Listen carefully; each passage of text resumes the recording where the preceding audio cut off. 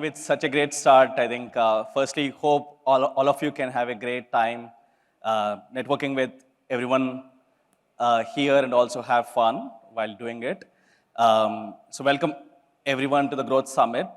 And for us, the Delhi NCR edition is always very special because, in fact, 6 to 7 years ago, we did our first mini growth event with just 30 people. That was our first kind of initiative to kind of to basically bring the growth community together. So we started that with just 30 people, and we started our larger growth summit with about like 100 plus people back in 2019. And the idea was always been that the growth community lacks a kind of a peer-to-peer learning platform or a community. So we wanted to kind of build that community where growth marketers, product owners, and founders of consumer businesses can learn from each other, share best practices, network, and that's the main purpose of building this growth community. And we have been doing this in support of various partners, and especially for this growth edition, we have partners like Adjust, Data.ai, Infobip, and Express Computer. So we would like to thank our partners who are supporting this initiative as well. So great to see you all together, and we just want to kind of share about growth community a bit more. So today, growth community is a global community of over 10,000 people across the world. So we do these sort of summits and mixers across US, Europe, Southeast Asia, Middle East, India, and also Latin America. So we do these events and mixers across the world. And I think I'm proud to say that we have the largest growth community in the world today after having kind of doing these initiatives across the world. And we also have this hashgrowth.org where you can actually kind of go to that website, watch all the content that we are actually kind of, which comes across all these events. We also have training and certification programs, and you can also register at the hashgrowth.org to kind of, to be updated about the next events that we are doing. So something I think we feel could be very useful for all of you. And at Growth Summits, we also, being the co-founder and CEO of MoEngage, we also kind of talk about, generally introduce MoEngage, what we do, and also some of the latest product innovations that we have been working on or that we have launched recently. So I would like to kind of quickly introduce us as a company. So we are a company in the customer engagement space, started off in 2014. We power over 1,200 consumer brands across the world and over 500 consumer brands just in India itself. We are a team of over 725 employees across 15 global offices. We work with some of the largest brands, as you can see here, across verticals like telecommunications, banking, retail, and travel and hospitality, media and entertainment, and so on. And we have some of the largest customers as well as very early stage companies. So we have companies which are kind of like just starting up with just 20 employees. So we like to be part of the journey from early days and be part of help these consumer brands and help these startups grow. So we have a great mix of those customer base. And we are recognized by the likes of Gartner, Forrester, and IDC as one of the top vendors and leaders in our space. And one of the specific recognition that we are very proud of as a company is being the highest rated and also a customer choice vendor in our space. And that's something like, because for us, being a customer-first company is one of the most important cultural values at MoEngage, and we are very proud of this recognition. And coming to the problem that we are solving, if you look at consumer brands, and especially if you look at growth marketers and product owners at consumer brands, and everyone wants to kind of drive better customer engagement, improve their retention metrics, increase revenue, increase conversions, and broadly increase customer lifetime value. And to solve and to drive these goals, today consumer brands have to deal with a lot of disconnected solutions. So many consumer brands have had to kind of use like email marketing solutions, mobile marketing solutions, and you need to implement some sort of an analytics solution which is siloed from your marketing automation solution. And we have seen consumer brands also implementing, let's say, a homegrown transactional messaging solution. So transactional messaging could be something like if you want to send order updates, like post transaction delivery updates and OTPs and so on. Today, these are completely siloed from your marketing communications. And similarly, if you want to kind of do your website personalization use cases, you need to kind of use another product for that. So what we have seen is that all these different disconnected solutions create a lot of chaos and create a lot of challenges for product and marketing teams to get things done, and leads to a lot of customer data and channel silos, right? And which ends up leading to, like, for marketing and product teams to kind of create those customer journeys, you lack the relevant customer insights because of this disconnect, and which ends up leading to the bad customer experience, impact to retention metrics, impact to lifetime value metrics, and so on. So that is what we are solving at MoEngage with a unified customer engagement platform, purpose-built for consumer brands. So where you can actually unify your customer behavior across all your different touch points, whether it could be your mobile apps, website, offline retail stores, or data sitting in your various data warehouses and so on. Unify all this data, bring all that together, build a single unified customer view, and then leverage our 4 products which are fully kind of built on the same stack. So we have our analytics product, which helps growth marketers and product teams better understand customer insights. Let's say if you're an e-commerce company, you can understand where are customers dropping off in the customer lifecycle, which customer segments need attention, which customers have a propensity to churn, all sorts of insights which will enable you to craft one-to-one personalized interactions across over 12 channels natively. And we also have a purpose-built product for transactional messaging. We call it as MoEngage Inform. So if you're sending your order updates or even service communications, if you're a bank, today you have to send on email, SMS, push notifications, and today you need to kind of build all of these on your own, all your transactional messages. So we actually built a purpose-built product where you can actually kind of bring all of these channels together in a seamless fashion. And you can also optimize your SMS costs and so on by using channel fallbacks. And we also have a product purpose-built for website personalization, where you can actually improve conversions of your website users. Today, if you're a consumer brand, you have a web presence, you have people coming onto your website, but only a small percentage of the people actually end up converting. So you can actually improve conversions by personalizing the website experience depending upon who the customer is, which ad they're coming from, what they have done in the past, and also if they're coming from an email campaign, you can actually kind of create a personalized experience on your website as well if they're coming from an email campaign. So all these 4 products are built on an integrated stack, and we have customers like Tanishq who are using this integrated stack. They're not only using our cross-channel marketing solution, but also using our website and app personalization capabilities, where they're personalizing whenever you're coming onto their website or on the app, they're personalizing the content that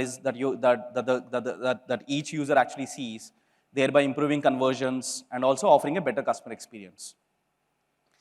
And MoEngage as a company, we operate at significant scale. I think we are working with over 1,200 customers, powering. We helped our customers send about 1.5 trillion messages in the last 12 months. That's more than 125 million every single month.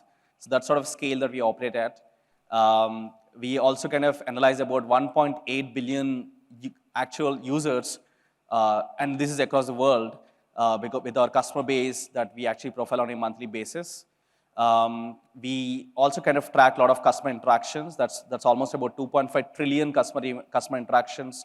These could be people adding products to the cart or making a purchase or registering on their website. So all sorts of those interactions, that's almost about 2.5 trillion customer interactions in the last 12 months. And we process all of this in a real time. That's almost about 2.5 million events processed at peak. So that's the sort of scale that the MoEngage technology platform operates at, and process all of this data in real time and helps you kind of power those in-the-moment interactions, right?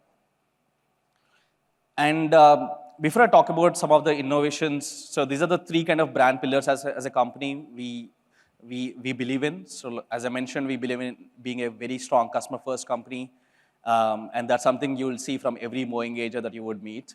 And we believe in kind of building this community.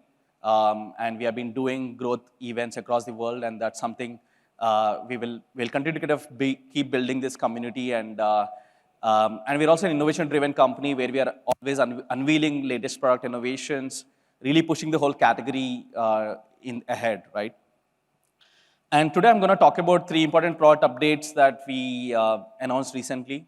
To start with, so what we have seen is that every consumer brand wants to kind of really kind of drive those contextual customer experiences.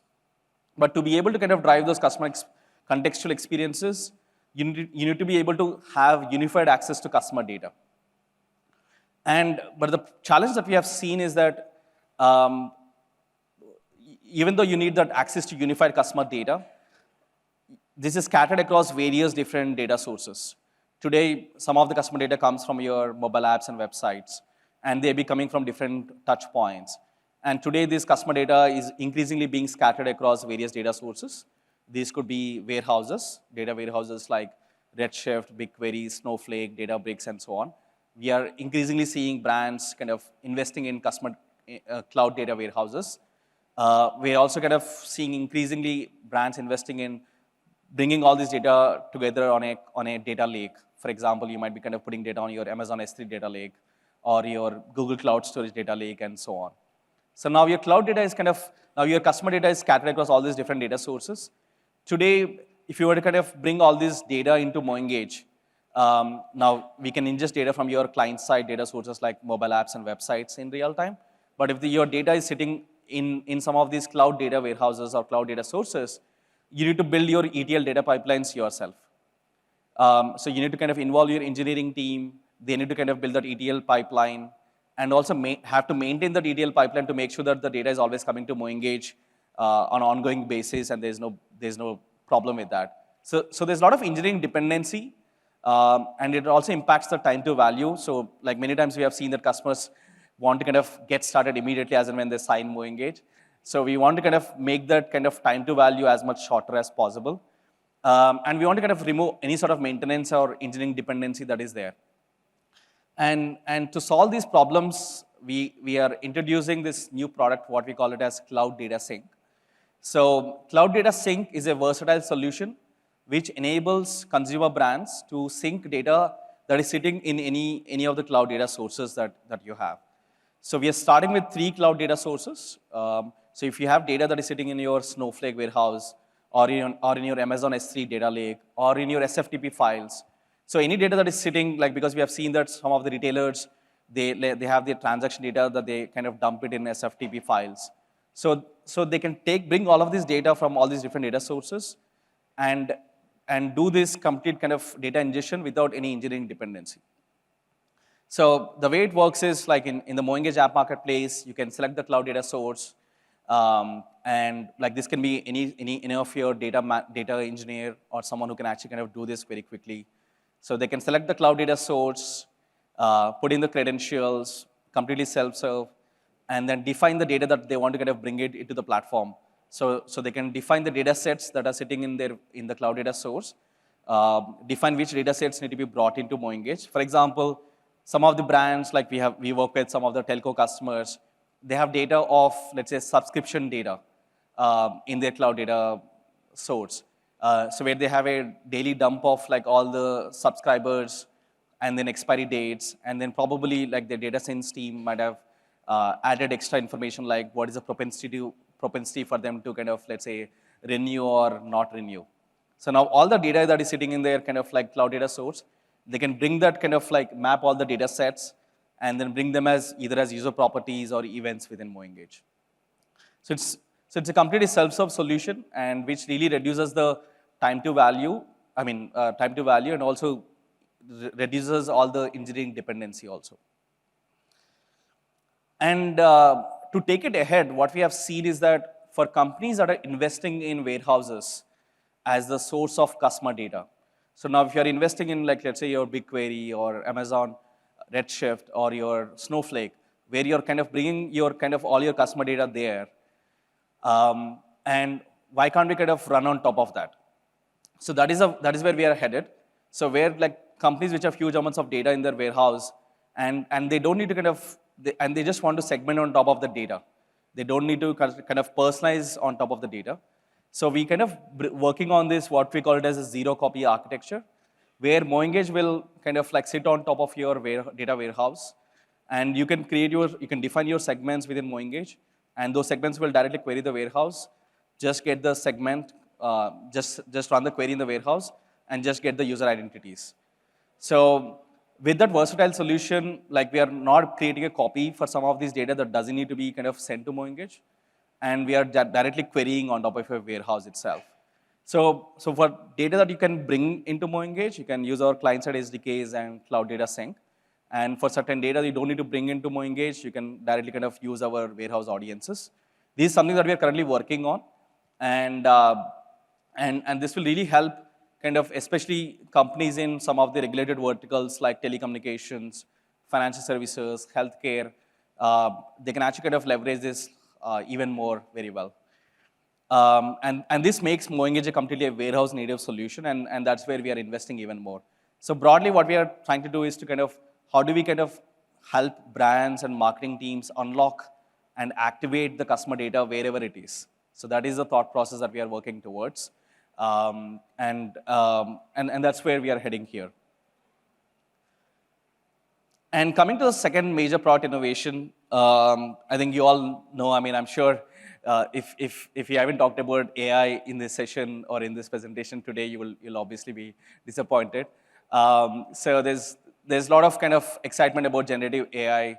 And over the last 6 months at MoEngage, we have been obviously kind of working on it. We have been kind of spending time. How can it be relevant for our marketing and product teams within consumer brands?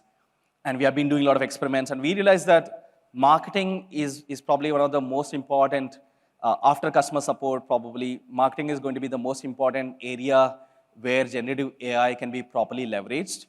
And this is based on what kind of results that we have seen already. And there's a lot of interest from marketing teams. I mean, I'm sure like some of the marketing teams are already kind of using generative AI, various technologies, whether it is ChatGPT or various other tools to kind of create those copies, create some of these blog posts, and so on. And we wanted to kind of make it very easy for marketers to kind of really kind of leverage this technology, especially from cross-channel marketing aspects of it. And towards that initiative, and obviously, like, why not just use another GPT tool if you want to kind of use MoEngage, right?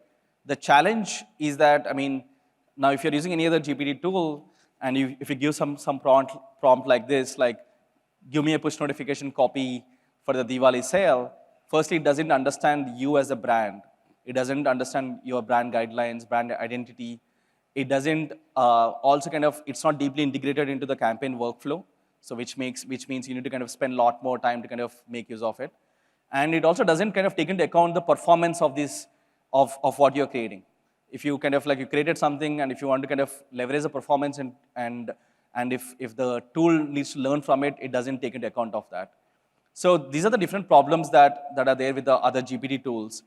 And towards solving this problem, we are introducing Merlin AI. It's a generative AI engine. We call it as a marketing wizard or an AI wizard, which makes you a marketing hero. And before I talk about it, I would like to kind of play a video to kind of show how it really works.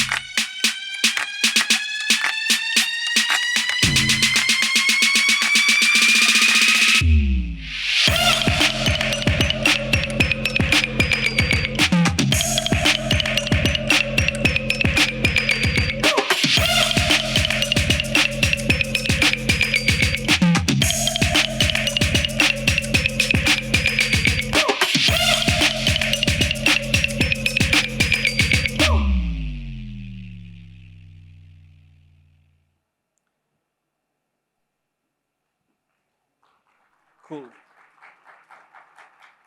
I think, as mentioned here, like with Merlin, we really want to empower marketers and make the life of marketers very easy, and also kind of really make you a marketing hero. Um, and and as I mentioned, Merlin is not another ChatGPT tool. It really is a self-learning generative AI engine, which really kind of gets better and improves over time as you use it. It really understands, you can really kind of provide very intelligent prompts depending upon your campaign objective, depending upon your brand identity, brand tone that you want to kind of maintain. So let's say you want to kind of create I mean, these are the tools sort of kind of looks like. You can create a copy very quickly. You can define your campaign objective. For example, if you want to create a copy for Diwali sale, and you could also define which some of the keywords that you want to include in that copy. For example, sometimes you have a offer, like let's say 50% off copy that you want to include, or any sort of kind of coupon that you want to kind of mention. So you can include those keywords, and we also include some of the suggestions. So Merlin automatically recommends some of the highest performing keywords based on past content that was already used in the existing campaigns. So if it keeps learning from your existing copies that are being used and tells you that, okay, if you include, let's say, big in your copy, it will kind of give you that positive uplift. And we do it via something we call it as a keyword intelligence quotient. And it kind of generates those sort of kind of intelligent suggestions. And it also not only just gives you suggestions on what keywords that you want to include, but also suggestions on what keywords you can exclude. Like let's say the keywords that are not performing very well, we automatically kind of doing that learning and then actually kind of giving those suggestions. And also you can define your audience that you're targeting this campaign or copy for, whether it is Gen Z audience or whether it is weekend buyers. And you can define whatever the way you want to define here. And you can also define the tone, whether you want to kind of create FOMO, excitement. We have given a lot of suggestions here within the dashboard, so you can quickly select that kind of the excitement or the tone that you want to kind of create. And you can also kind of you can also define the writing style, whether it is you want to include emojis. You can also define the language, for example. So you can define, if you want to create a copy, localized copy for Hindi, for example, in Hindi language, you can define that also, and it creates the copy in the Hindi language itself.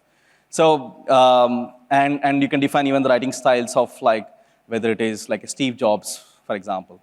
And then once you just click on it, and then it just generates these copies, and it creates a title, it creates a summary, it creates all the different things that you need to be included in a push notification. So we first launched it for push notifications, but we're going to expand it for other channels as well. And it automatically includes all the keywords that we defined in the prompt. So it's a highly intelligent prompt engineering, and we have tested it quite a bit, and it works really well. And we really look forward to seeing how our customers use it. And if you want to kind of change the audience, like let's say it enables you to kind of do rapid experimentation. You can create many versions and then look at which version looks good, and then you can pick the version that looks good and then select it. So you can define, let's say you want to change that to kind of like, you want to kind of create a copy for the deal seekers instead. You can select that deal seekers audience and then change the writing style, and it creates a different sort of a copy. These are actual copies that are generated by Merlin. And what we also have seen is that, like many companies, many consumer customers that we work with, they want to rapidly experiment. But for rapid experimentation, they need multiple copies. But if they ask for multiple copies from their creative team, it puts more effort on the creative team. So many times you get one copy that from your creative team. You can take that one copy that you get from the creative team and ask Merlin to kind of create more variations of it. So you can define that, okay, like that's the one copy that I got from the creative team, and I want to add certain other kind of prompts and then generate more copies. So it generates like other variations. You can generate as many variations that you want, and then just say use it, and then it automatically kind of includes it in the campaign workflow. So, and it's completely integrated within the campaign workflow itself. So you can generate as many copies that you want, and makes it very easy to kind of generate, like really kind of experiment rapidly as well. So now we're starting with kind of text generation. And then soon we're going to help work towards kind of implementing Merlin for creatives, like image assets generation. We want to also make it easy to kind of create segments. Today, you need to kind of use that kind of the query builder to kind of rule engine to kind of create segments. We want to kind of make it much more easy to do with natural language. So that's something that we are working on. We also kind of working on, as we have shown in the video, like a conversation interface where you can actually kind of generate those reports. Like if you want to kind of understand which are the best performing campaigns in the last 1 week and sort of those insights, you can quickly get it in a conversation interface. So that's something we are also working on.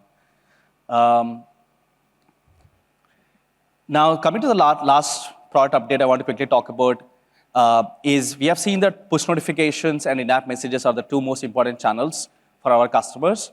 And when it comes to in-app messages, which is those messages that you want to show within the app to drive a desired behavior, whether it could be about feature discovery, whether it could be about driving more conversions, or it could be about educating about some next step that they should be doing. The aspect is that brands want to kind of convert their users and leverage more and more in-app messages, but the challenge is that as they use more, it ends up becoming more intrusive because it impacts the customer experience, it sort of blocks the app experience. So sometimes brands or marketers don't want to use it heavily. So this is the problem that we wanted to solve, with what we call it as in-app nudges. So before I talk about in-app nudges, I would like to kind of play a video and show how it works.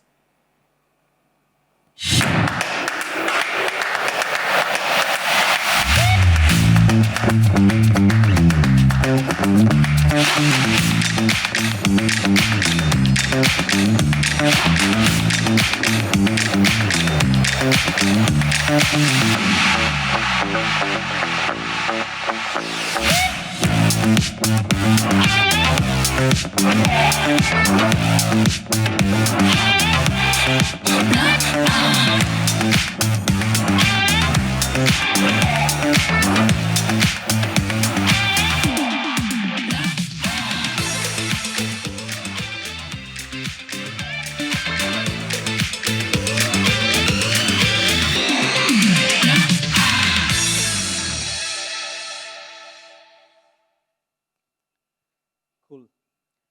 I think when people are on your app, I mean, they have the most attention from you as a consumer brand, and you want to kind of make the most use of it.